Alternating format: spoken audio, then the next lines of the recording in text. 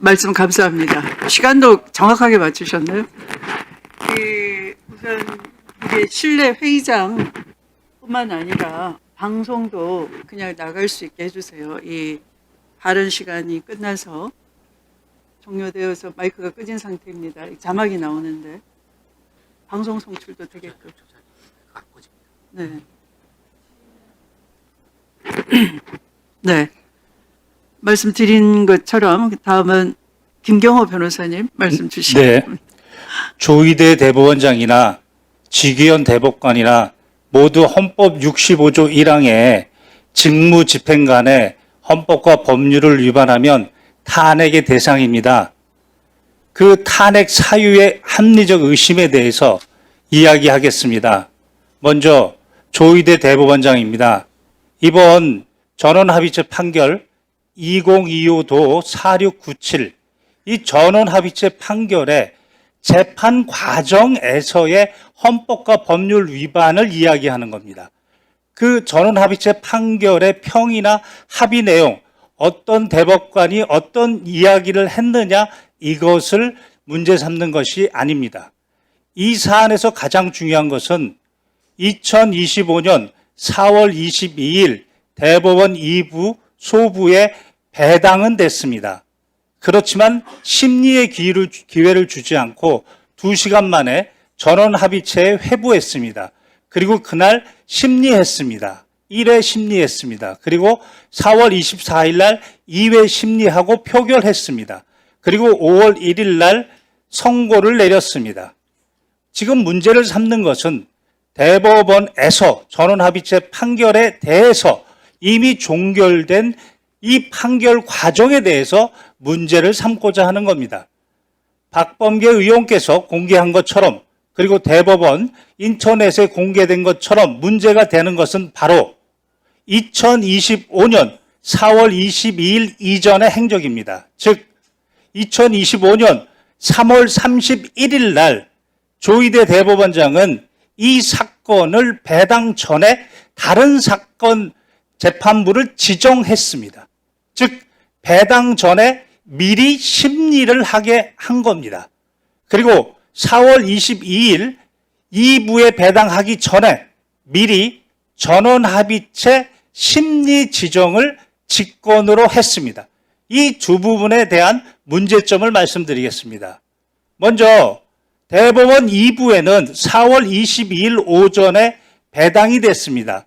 배당이 되면 헌법 102조 1항에 따라 소부를 둘 수 있고 법원 조직법 7조 1항에는 3분의 2 이상의 대법관의 전원 합의체로 합니다. 그러나 단서에 3명 이상이 소부에 배당이 되면 먼저 심리한다고 했습니다. 먼저 심리한다는 것이 원칙입니다. 그러면 4월 22일 날 배당되기 전부터 3월 31일 날 누군가가 먼저 심리하고 있었습니다. 이것은 헌법이 보장하는 소부의 심판권을 침해했습니다. 그리고 소부는 먼저 심리를 하다가 4가지 사유, 다시 말해서 명령규칙이 헌법에 위반됐는지, 명령규칙이 법률에 위반됐는지, 지금 해당 대법원 판결을 변경해야 되는지, 아니면 소부에서 심리하는 게 부적당한지, 이렇게 심리를 한 다음에 전원합의체에 회부하는 겁니다. 그런데 이런 절차도 없이 배당 전에 미리 4월 22일 당일날 전원합의체 지정, 이렇게 직권으로 심리를 지정하였습니다. 이 부분은 대법원의 내규, 즉 대법원 전원합의체 심리 절차에 관한 규정, 심리 절차에 관한 내규입니다. 2조에 따르면 전원합의체 사건을 지정하려면 최소 10일이 있어야 됩니다. 그것도 위반했습니다. 22일 날 배당 전에 심리하고 그리고 그날 심리를 한 겁니다. 그리고 그날 이틀 동안에 6만에서 7만 쪽의 기록을 보았다는 건지 보지 않았다는 건지 그 로그 기록에 대해서는 공개하고 있지 않습니다. 분명히 헌법 12조 1항의 적법 절차 위반에 문제가 생길 수 있습니다. 그리고 더 중요한 것은 전원합의체 판결이라고 했습니다. 2025도 4697. 그러나 판결이 변경된 게 아무것도 없습니다. 기존의 2019도 13328, 즉 항소심에서 무죄를 선고했던 그 전원합의체 판결 그대로입니다. 그럼에도 불구하고 10일의 지정기간도 무시한 채 이것은 대선의 정치적 중립이 아니고 정치적 선택으로 뛰어들었다는 의심이 충분히 가능합니다. 또한 헌법 103조 4항에는 대법원과 각급 법원의 조직은 직무 범위까지입니다. 법률로 정한다고 했습니다. 즉 이 법률이 형사소송법 383조입니다. 여기에는 법률심을 하라고 했습니다. 그런데 항소심에서 김문기의 발언은 그것은 안다 모른다 의견이다라는 것을 그것은 사실이다. 그리고 허위사실이다. 이렇게 사실심리를 했습니다.